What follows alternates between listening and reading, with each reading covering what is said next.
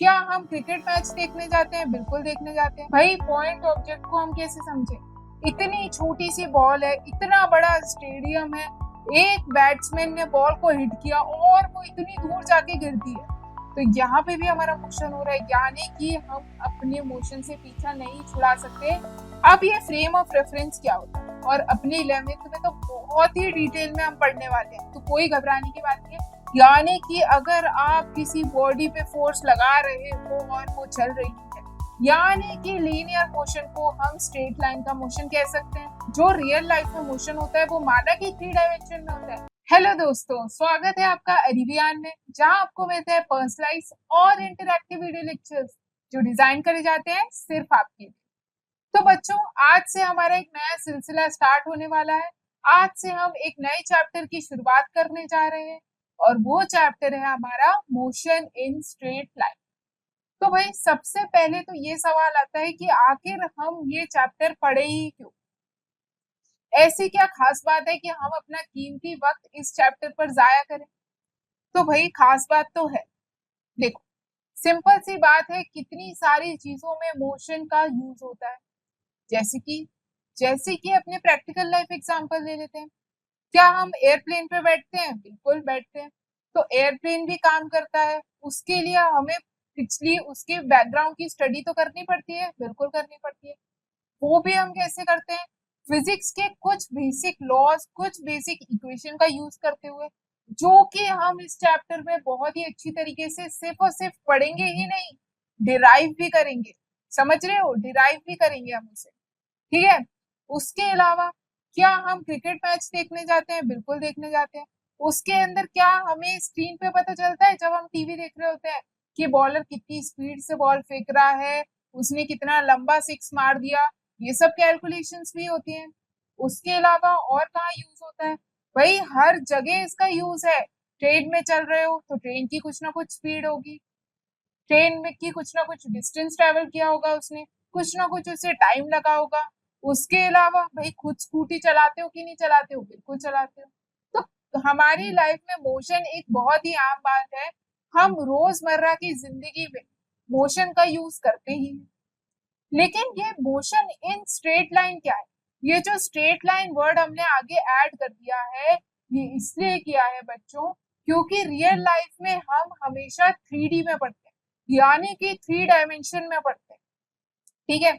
तो जब हम छोटे होते हैं तो सबसे पहले तो हम जब यहाँ पे हम बात कर रहे हैं 4-5 साल के होते हैं, तो हमें क्या फिजिक्स की बुक थमा दी जाती है? नहीं।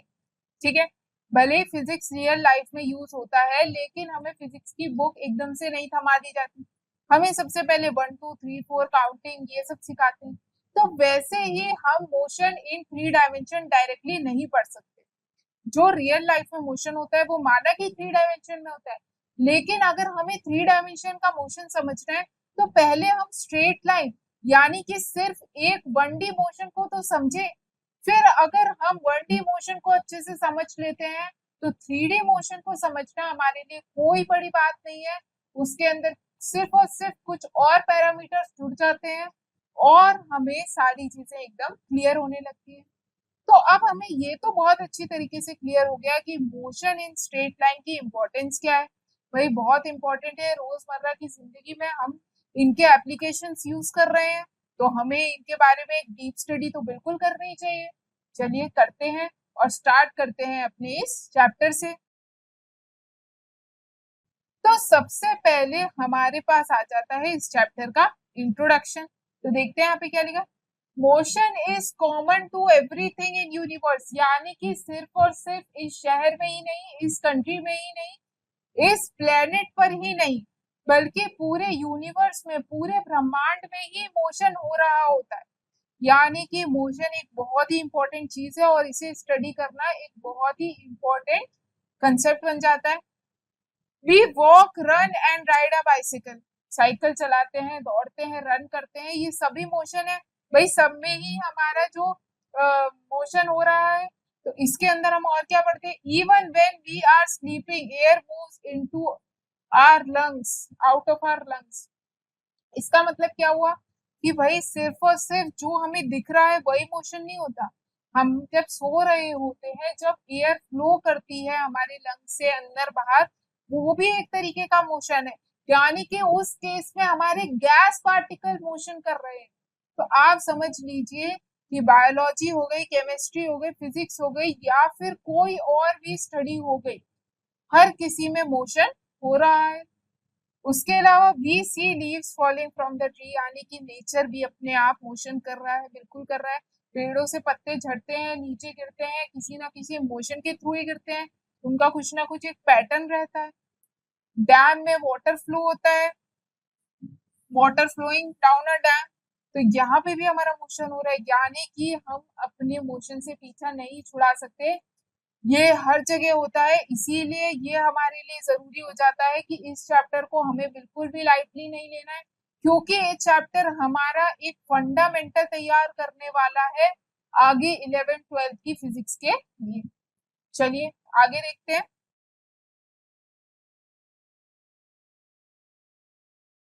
अब यहाँ पे हमारे पास एक एनिमेशन आ गया है।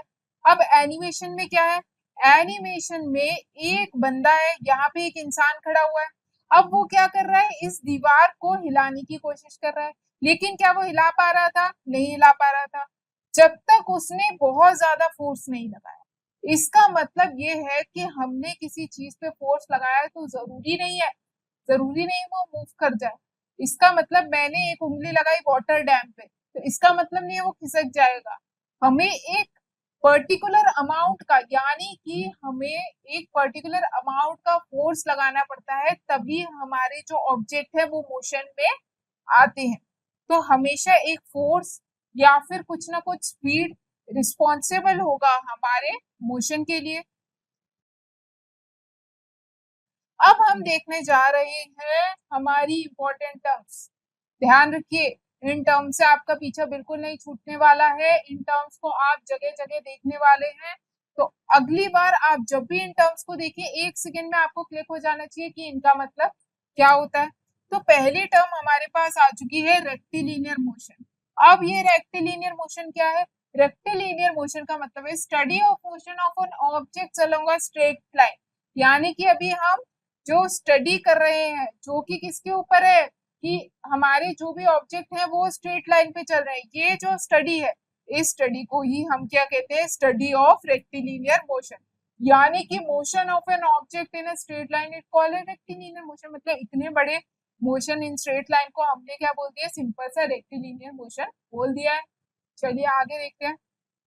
It is convenient to choose a rectangular coordinate system.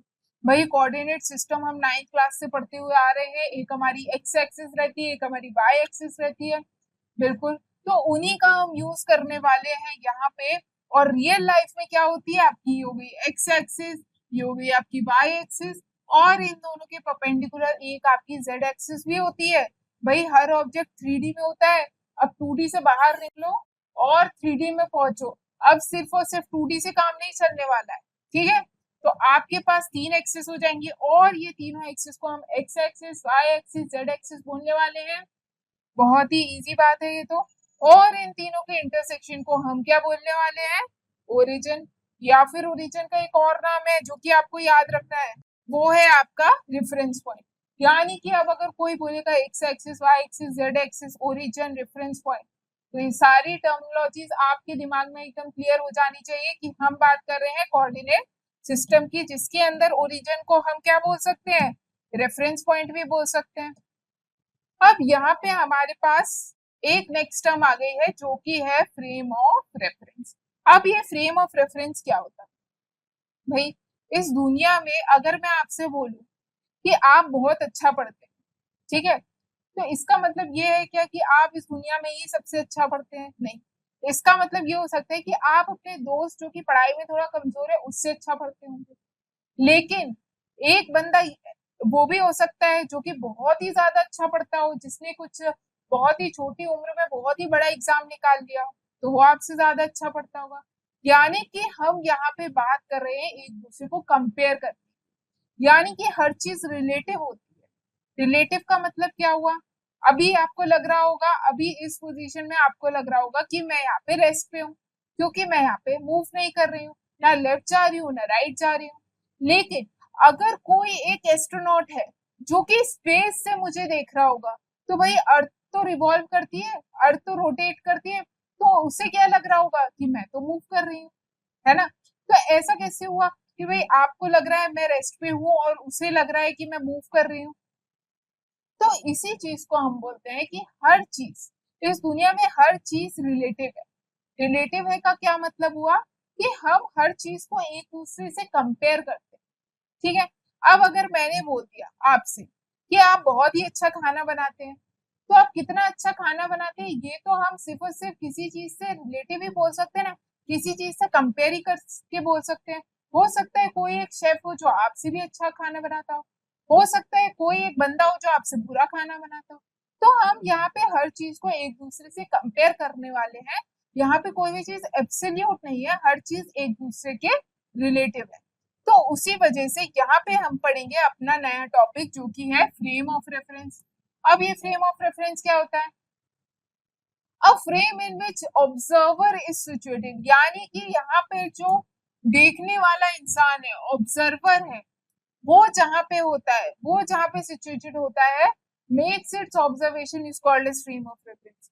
यानी कि अगर आप अर्थ पे बैठे हुए देख रहे हैं तो आपका फ्रेम ऑफ रेफरेंस अर्थ हो जाएगा। आप स्पेस में चले गए तो आपका फ्रेम ऑफ रेफरेंस क्या हो जाएगा? स्पेस। यानी कि आप जहां से ऑब्जर्व कर रहे हैं, आप जहां से जज कर रहे हैं, वो पॉइंट कहाँ है, वो क्या हो जाता है? आपका फ्रेम ऑफ रेफरेंस। तो ये फ्रेम ऑफ रेफरेंस समझना बहुत ही जरूरी है। अब मान लीजिए यहाँ पे हमारे पास डायग्राम में एक कोई सी भी कार्ट है, कोई सी भी गाड़ी है। अब इसके अंदर क्या है? इसके अंदर एक आदमी बैठा हुआ है और मान लीजिए इसके अंदर एक दूसरा आदमी भी बैठा हुआ है, ठीक है। और ये एक लड़की है जो कि बाहर से इस कार को देख रही है। तो इस कार को, इस लड़की को तो ये लग रहा है कि भाई ये दोनों मूव कर रहे हैं, तो इसने तो बोल दिया यू आर मूविंग, ठीक है भाई, सही बात है, ये दोनों चल रहे थे तो उसने बोल दिया यू आर मूविंग। बट क्या इन दोनों को ऐसा लग रहा होगा, इसको ऐसा लग रहा होगा कि ये बैठा हुआ है और इसको ऐसा लग रहा होगा कि ये बैठा हुआ है? ऐसा क्यों हुआ? हमारा आंसर चेंज क्यों हो गया? पहले तो हम बोल रहे हैं कि ये चल रहे हैं और फिर हम बोल रहे हैं कि ये रेस्ट पे हैं। ऐसा इसलिए हुआ क्योंकि हमारा फ्रेम ऑफ रेफरेंस बदल गया। इस केस में फ्रेम ऑफ रेफरेंस था ग्राउंड, इसलिए इसको ऐसा लग रहा था कि ये दोनों चल रहे हैं। और इस केस में फ्रेम ऑफ रेफरेंस था आपका कार, तो इस केस में इन दोनों को लग रहा है कि ये तो अपनी अपनी जगह पे बैठे हुए हैं, चल ही नहीं रहे। तो आई होप अब आपको क्लियर हो गया होगा। अब यहाँ पे हमारे पास आ गए हैं types of frame of reference. भाई टाइप्स भी होते हैं इसके। अब कोई चीज है, कोई फिनोमिना है तो उसके टाइप भी होंगे। अब भाई इसमें भी टाइप है, ठीक है। अभी तक हमें ये तो समझ में आ गया था कि ग्राउंड पे अलग कहानी चल रही थी, कार में अलग कहानी चल रही थी। अब ये टाइप्स क्या? तो इन टाइप्स को हम बहुत ही इजीली समझ सकते हैं, बस थोड़े से पेशेंस की जरूरत है। तो यहाँ पे हमारे पास होते हैं दो तरीके के फ्रेम ऑफ रेफरेंस। एक होता है हमारे पास इनर्शियल फ्रेम ऑफ रेफरेंस और दूसरा होता है हमारे पास non inertial frame of reference. तो हमारे पास कौन कौन से फ्रेम ऑफ रेफरेंस हो गए? इनर्शियल फ्रेम ऑफ रेफरेंस और non inertial frame of reference. और ये दोनों ही एक दूसरे से बिल्कुल अलग होते हैं। इनके बीच का डिफरेंस समझना हमारे लिए अब हो जाता है बहुत ही जरूरी, क्योंकि हम सारे कॉन्सेप्ट को एकदम डीपली स्टडी करें। कोई भी कंसेप्ट को हम ऐसे हवा में नहीं उड़ा देंगे, ठीक है। देखो बच्चों, फिजिक्स एक बहुत ही कंसेप्चुअल सब्जेक्ट है ना। और इसे पढ़ते पढ़ते आपको एक बात हमेशा याद रखनी है कि आपको अपनी कंसेप्चुअल अंडरस्टैंडिंग डेवलप करनी है, ठीक है। आपको कोई भी चीज रटनी नहीं है, कोई भी चीज स्किप नहीं करनी है। अगर कोई कंसेप्ट आपको नहीं बनता, आप उसे एक बार देखो, दो बार देखो, एक टीचर से देखो, दो टीचर से देखो, आस्क अ डाउट वाले बटन को दबा के देखो।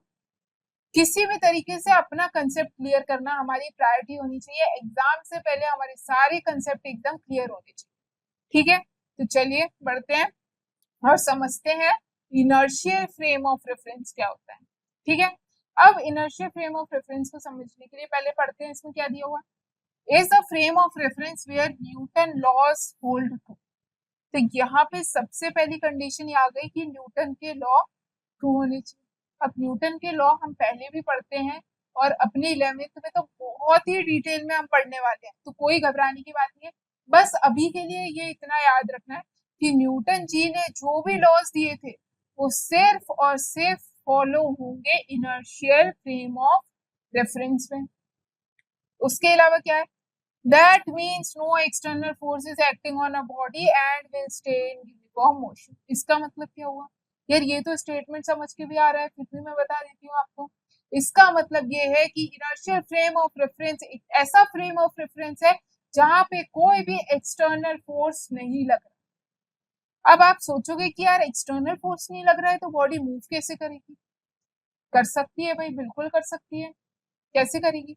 अगर मैंने इस पेन को कोई भी एक वेलोसिटी दी तो ये चलती रहेगी चलती रहेगी चलती रहेगी। जैसे कि यहाँ पे अर्थ पे तो क्या होता है, रुक जाती है। अब रुक क्यों जाती है? फ्रिक्शन फोर्स की वजह से रुक जाती है, एयर रेजिस्टेंस की वजह से रुक जाती है। लेकिन अगर आप स्पेस में चले गए तो स्पेस में ऐसी कहानी नहीं होती। स्पेस के अंदर अगर आपने एक कोई भी ऑब्जेक्ट को वेलोसिटी दे दी तो वो चलता जाता है चलता जाता है चलता जाता है, वो नहीं रुकता, क्योंकि स्पेस में ना तो फ्रिक्शन होता है ना ही होता है आपका एयर रेजिस्टेंस। स्पेस में सिर्फ और सिर्फ वैक्यूम होता है। ठीक है, चलिए, तो यहाँ पे हमने सीखा कि यहाँ पे हमारा जो एक्सटर्नल फोर्स है एफ एक्सटर्नल वो हो जाना चाहिए 0। ठीक है, तो अभी हमने ये देख लिया कि इनर्शियल फ्रेम ऑफ रेफरेंस क्या होते हैं। अब इसके एग्जांपल्स भी देख लेते हैं भाई, हमें तो एग्जांपल भी पता होने चाहिए। तो अगर कोई भी जैसे कार है या कोई भी बॉडी है जो कि क्या है, रेस्ट पे है, रेस्ट पे है यानी कि वो चल नहीं रही है, तो वो हो गया अपने इनर्शियल फ्रेम का एग्जांपल। अगर कोई भी बॉडी है जो कि यूनिफॉर्म स्पीड से चल रही है या फिर यूनिफॉर्म मोशन कर रही है, इसका मतलब क्या हुआ कि अगर पहले 10 मीटर पर सेकंड से चल रही थी तो बाद में भी 10 मीटर पर सेकंड से चलेगी, और जब तक चल रही है 10 मीटर पर सेकंड से ही चलेगी, यानी कि उसकी जो वेलोसिटी है, उसकी जो स्पीड है वो चेंज नहीं होनी चाहिए। अब चेंज नहीं होनी चाहिए का मतलब क्या है? ऐसा नहीं कि पहले 10 थी फिर 20 हो गई फिर 30 हो गई, ऐसा नहीं चलेगा। यूनिफॉर्म का मतलब है कि जिस स्पीड से चल रहे थे उसी स्पीड से चलेंगे। तो इस तरीके के ऑब्जेक्ट क्या हो जाएंगे, इस तरीके के ऑब्जेक्ट हो जाएंगे तुम्हारे इनर्शियल फ्रेम ऑफ रेफरेंस। चलिए आगे देख लेते हैं। अब इनर्शियल फ्रेम ऑफ रेफरेंस देख लिया तो non inertial frame of reference भी देख लेते हैं। पहली बात तो कॉमन सेंस से समझ में आ रहा है कि उसके अंदर अगर एक्सटर्नल फोर्स 0 था तो इसके अंदर जरूरी नहीं है एक्सटर्नल फोर्स 0, भाई अपोजिट ही होते हैं ना, इनर्शियल नॉन इनर्शियल। चलिए पढ़ते हैं इसे। We can define a non-inertial frame as the frame that is accelerated with respect to। भाई ये accelerated क्या है? एक्सेलरेशन का मतलब आप आगे के लेक्चर्स में बहुत ही अच्छी तरीके से समझने वाले हो, एकदम डीपली आपको समझ में आ जाएगा। फिलहाल के लिए आप ये समझ लो कि एक्सेलरेशन का मतलब यहाँ पे है कि यहाँ पे आपका जो एक्सटर्नल फोर्स है वो 0 नहीं है, इज नॉट इक्वल टू 0। यानी कि अगर आप किसी बॉडी पे फोर्स लगा रहे हो और वो चल रही है तो वो आपकी इनर्शियल नहीं, वो आपकी हो जाएगी non inertial frame of reference. आगे देखते हैं। Newton's law can not hold true. उसके अंदर क्या था, न्यूटन्स लॉ ट्रू थे उसके अंदर, इसके अंदर न्यूटन्स के लॉ फेल हो जाएंगे। ठीक है, तो यहाँ से हमें दो बेसिक डिफरेंसेस समझने को मिले। सबसे पहला तो हमें ये समझने को मिला कि इनर्शियल फ्रेम ऑफ रेफरेंस में हमारा एक्सटर्नल फोर्स 0 होगा, न्यूटन के सारे लॉ वैलिड होंगे। Non inertial frame of reference में एक्सटर्नल फोर्स 0 नहीं होगा और न्यूटन के लॉज भी वैलिड नहीं रहेंगे। चलिए आगे देखते हैं। तो अब आपको इस फ्रेम को देख के बताना है, इस पिक्चर को हमने पहले भी स्टडी करा है कि कौन सा इनर्शियल फ्रेम है और कौन सा नॉन इनर्शियल फ्रेम है। तो वही सिंपल सी बात है, ये बंदा या बंदी जो भी है ये ग्राउंड पे खड़ी हुई है, तो ग्राउंड पे खड़ी हुई है मतलब क्या है, रेस्ट पे है, तो ये क्या हो गया आपका इनर्शियल फ्रेम हो गया, है ना। बड़ा ही आसान था भाई, जो भी ग्राउंड पे होगा वो क्या हो जाएगा इनर्शियल, क्योंकि भाई ग्राउंड तो मूव नहीं कर रहा है। ठीक है, तो ग्राउंड हो जाएगा हमारा इनर्शियल फ्रेम।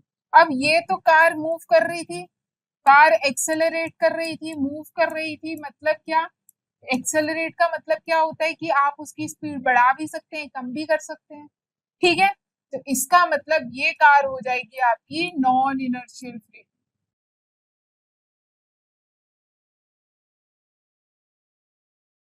तो यहाँ पे हमने ये तो सीख लिया कि अगर हमें आ जाए आइडेंटिफाई करने को कि आखिर हमारा नॉन इनर्शियल फ्रेम कौन सा है, इनर्शियल फ्रेम कौन सा है, तो अब हम इजीली आइडेंटिफाई कर पाएंगे कि कौन सा इनर्शियल फ्रेम होने वाला है और कौन सा नॉन इनर्शियल फ्रेम होने वाला है। चलिए, तो अब हमारे पास आ गया है पॉइंट ऑब्जेक्ट। अब भाई ये पॉइंट ऑब्जेक्ट क्या होता है, चलिए अब क्रिकेट मैच तो हम सब देखते हैं टीवी पे, बिल्कुल देखते हैं, तो पॉइंट ऑब्जेक्ट को समझते हैं इसी एक एग्जांपल से। भाई पॉइंट ऑब्जेक्ट को हम कैसे समझे, इतनी छोटी सी बॉल है, इतना बड़ा स्टेडियम है, एक बैट्समैन ने बॉल को हिट किया और वो इतनी दूर जाके गिरती है, तो इसका मतलब ये है कि पॉइंट ऑब्जेक्ट का मतलब हम यहाँ से ये समझ सकते हैं कि जब भी कोई बॉडी या जब भी कोई ऑब्जेक्ट जो वो डिस्टेंस ट्रैवल कर रहा है, वो डिस्टेंस बहुत ज्यादा है, बहुत ज्यादा है इन कंपैरिजन टू उसके साइज के, ठीक है, तो हम उस बॉडी को कह देते हैं अपना क्या, पॉइंट ऑब्जेक्ट कह देते हैं। देखो, in mechanics if the distance travel by the moving object, यानी कि उसने जो डिस्टेंस ट्रैवल किया है वो बहुत ही ज्यादा है in comparison to its size, तो हम उसे क्या कह देंगे, पॉइंट ऑब्जेक्ट कह देंगे। तो आई होप अब ये पॉइंट ऑब्जेक्ट जब भी आप सुनेंगे तो आपको समझ में आ जाने वाला है कि ये पॉइंट ऑब्जेक्ट का मतलब क्या होता है। अब एग्जांपल्स भी देख लेते हैं, तो अभी भी हम एग्जांपल देखते हुए आ रहे हैं। The distance traveled by the cricket ball on the ground is very large as comparison to its size, यानी कि बॉल कितनी छोटी है, डिस्टेंस कितना ज्यादा, ठीक है, दिखती भी नहीं है, एकदम पॉइंट की तरह दिखेगी अगर आप दूर से देखोगे। तो क्रिकेट बॉल को हम क्या कह सकते हैं, क्रिकेट बॉल को हम कह सकते हैं हमारा पॉइंट ऑब्जेक्ट। अब हमारे पास दूसरा एग्जाम्पल आ गया, बस देखिए अब दूसरा एग्जाम्पल क्या है, the earth revolves around the sun in an elliptical orbit. The size of the earth is negligible in comparison to the distance traveled by. Therefore, in this elliptical motion, the earth may be treated as point object. यानी कि इतनी बड़ी अर्थ को भी हम point object मान सकते हैं। कैसे मान सकते हैं भाई, अर्थ जो है, मान लीजिए आपका ऑर्बिट है, ये आपकी अर्थ है, ये आपका सन है, तो हम क्या कह रहे हैं कि भाई ये जो डिस्टेंस ट्रैवल कर रहा है ना, distance travelled by the earth, वो बहुत ज्यादा है in comparison to size of earth. तो क्या इसने भी अपनी पॉइंट ऑब्जेक्ट की जो डेफिनेशन थी उसे सेटिस्फाई किया है, बिल्कुल किया है। तो अर्थ भी हमारी पॉइंट ऑब्जेक्ट हो जाती है जब हम मेजर करते हैं उसका डिस्टेंस, क्योंकि उसका डिस्टेंस जो वो ट्रैवल करती है वो बहुत बहुत ज्यादा होता है इन कंपैरिजन टू उसके साइज के बराबर। अब यहाँ पे मोशन इन स्ट्रेट लाइन के बारे में कुछ चीजें पढ़ लेते हैं भाई, चलिए देखते हैं क्या लिखा है। तो यहाँ पे हमारे पास लिखा है कि it is a change in position of an object over time. बिल्कुल सही बात है, मोशन तो तभी होगा ना भाई कि जब समय के साथ साथ बॉडी की पोजीशन में चेंज आना चाहिए। अगर पोजीशन में चेंज नहीं आ रहा है तो मोशन मोशन नहीं होने वाला है, उस बॉडी को हम कहने वाले हैं कि ये बॉडी तो रेस्ट पे है। अब हमसे क्या बोला है, motion in a straight line is nothing but linear motion, यानी कि लीनियर मोशन को हम स्ट्रेट लाइन का मोशन कह सकते हैं। As the name suggests, it is in particular straight line, thus can be said uses in one dimension. तो हमने ये अपने इंट्रोडक्शन में पढ़ा था भाई कि स्ट्रेट लाइन का motion, linear motion, motion in one D, ये सारी एक ही बात है। अब मान लीजिए इसे एक एग्जांपल से भी समझ सकते हैं। यहाँ पे एक बंदा है, एक स्ट्रेट लाइन में साइकिल चला रहा है, तो यह क्या हो गया हमारा, मोशन इन स्ट्रेट लाइन का एग्जांपल हो गया। तो आज के लेक्चर के लिए सिर्फ इतना ही, ठीक है। आज हमने ये देखा कि आखिर हम ये मोशन इन स्ट्रेट लाइन पढ़े ही क्यों। अगर हम अपना कीमती वक्त इस चैप्टर पे दे रहे हैं तो हमें ये तो पता होना चाहिए कि इसके यूजेस क्या क्या है, वो देखे हमने। उसके बाद हमने कुछ इंपॉर्टेंट टर्म्स देखी, rectilinear motion, coordinate system, origin, reference point, inertial frame of reference, point object, inertial frame of reference के अलावा non inertial frame of reference भी देखा, पॉइंट ऑब्जेक्ट, और हमने पढ़े मोशन के बारे में, मोशन रिलेटिव होता है, और भी बहुत सारे थ्योरेटिकल कंसेप्ट आज हमने पढ़े हैं। तो अगले लेक्चर से पहले आपको ये सारे कंसेप्ट एकदम रिवाइज करते हुए आना है, अपने दिमाग में बैठा के आना है। तो चलिए मिलते हैं अपने next lecture. Thank you. NEET की एग्जाम भी टफ होती जा रही है आजकल, 25 लाख बच्चों ने एग्जाम दे दी है। कंपटीशन बढ़ते ही जा रहा है। हाँ यार, संदीप भैया, YouTube पर तो बस 3-4 लेक्चर ही अवेलेबल है, तो बाकी के चैप्टर्स कहाँ पढूं? बाकी के लेक्चर्स के लिए अरिवहन एप्लीकेशन डाउनलोड कर लो ना। वहाँ पर लेक्चर्स भी मिलेंगे और हर चैप्टर की प्रैक्टिस प्रॉब्लम भी। तो फिर मेरे डाउट्स का क्या? डाउट्स के लिए आस्क बटन है ना, आस्क बटन का यूज करके अपने सारे डाउट्स पूछ लो, इंस्टेंट सॉल्यूशन पाओ कहीं भी कभी भी। तो आप भी अभी डाउनलोड करिए अरिवहन एप्लीकेशन।